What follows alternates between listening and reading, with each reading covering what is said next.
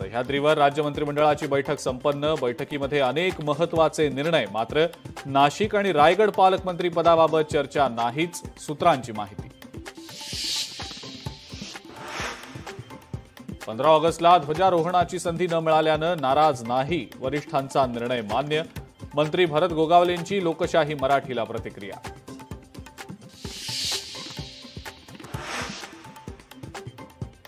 12 सप्टेंबरला मनसे आणि ठाकरेंच्या शिवसेनेचा नाशकात संयुक्त मोर्चा। मोर्चाला दोन्ही पक्षातले वरिष्ठ नेतेही उपस्थित राहणार।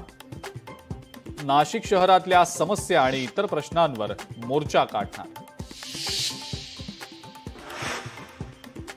महाविकास आघाडी आणि इंडिया आघाडीनंतर आता मनसेनं सुद्धा निवडणूक आयोगाचं लक्ष वेधलं। मनसेच्या शिष्टमंडळानं राज्य निवडणूक आयोगाची घेतली भेट।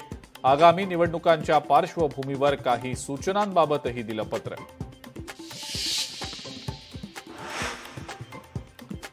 महाराष्ट्रामध्ये सणासुदीत वातावरण खराब करण्याचा जरांगेंचा डाव।